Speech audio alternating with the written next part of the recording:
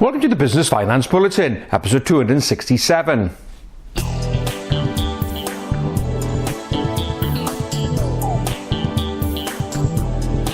Welcome again to the latest Business Finance Bulletin. With me, Rob Warlow from Business Loan Services, the commercial finance experts. In this bulletin, a British business bank helping more SMEs access finance. Prompt payment code suspends businesses for late payment practices, and increased awareness of how open banking can benefit businesses. In many bulletins over the years, I've featured news from the British Business Bank, and particularly how they are helping small business owners have better access to finance. Now, the British Business Bank has just released its annual report to March 2019, and it really demonstrates exactly how they are supporting businesses when it comes to getting finance. The British Business Bank is a government organisation and is home to all of the government's finance-related support schemes. Now, it has 6 core objectives, but the 3 key ones which are kind of most interest to us are: number 1, improving access to finance for small businesses; number 2, improving diversification of finance supply out there; and number 3, kind of improving diversity of funding amongst the regions in the UK. So let's look at how the British Business Bank is doing. Well, first of all, in support of improving access to finance through its schemes, the British Business Bank has now got a total of £6.6 billion of funds out in the market channeled through their various delivery partners. And that's an increase of 27% on March 2018. They estimate they are now helping approximately 89,000 small businesses. The next objective about kind of improving the number and diversification of access providers, well, they took on 13 new delivery partners in 2019, and about 90% of their funds are now distributed through these partners, and there are now a total of 130 partners across the UK.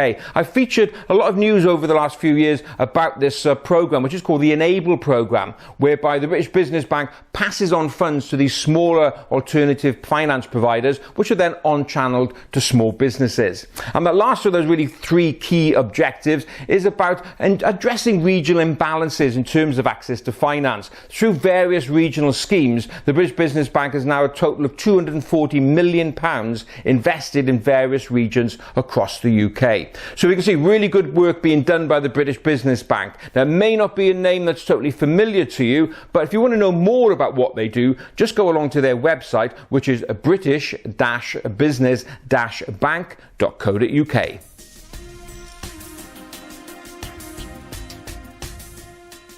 As we know, late payment is a continual problem for businesses. No cash in the bank because you've got it locked up in overdue invoices means that you struggle to operate on a day-to-day basis or even plan for future growth. Now, in order to tackle this problem, a few years ago, the prompt payment code was established. This is a voluntary code where businesses of all sizes can sign up to, and by signing up to the code, they pledge that they will kind of pay 95% of their invoices within 60 days. Now, back in Business Finance Bulletin episode 256, I mentioned that the code, which is managed by the Chartered Institute of Credit Management, suspended a number of members because they didn't adhere to the rules.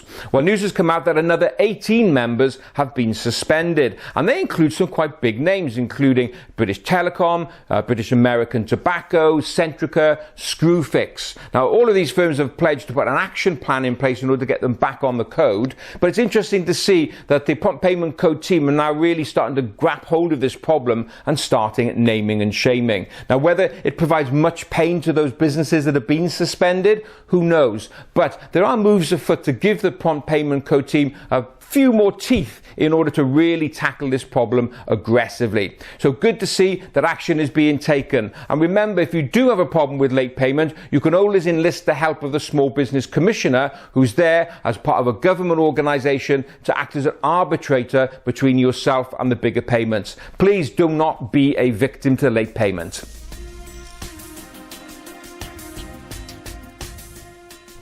Since its launch in January 2018, open banking has seen increased awareness among small business owners concerning what it's about and also the benefits it can bring. Well, that's the findings according to a new survey released by the Small Business Commissioner in conjunction with Growth Street, the alternative finance provider. Now, first of all, what is open banking? Well, let's take an example. If you've got 7 different finance partners, to find information about your business or your financial performance or your account balances, you have to log into 7 different platforms. Now, under open banking, assuming each of your 7 finance partners are signed up to the code, you'll then be able to sign into one app which can pull all that data into one place. It'll save you having to log into all of these different platforms. Makes it much easier. Now, interestingly, the survey found that 78% of business owners are not currently using open banking, but 62% of them said that they would consider doing so. What's the main barrier? Well, I guess it doesn't come as a surprise. 95% of them are a little bit concerned about data security. But it's interesting to see the small business owners are now starting to be more familiar with the benefits of open banking. So if you want to know more about it, and particularly where these apps are that you can make your life a little bit easier when it comes to tracking financial performance, just go along to the open banking website, which is openbanking.org.uk. There you'll find all the information you need to know about open banking. That's it for another bulletin. As ever, I hope you enjoyed watching, and if you did, please don't forget to give it a like and a share. So that's it. In the meantime, have a great, successful and profitable week.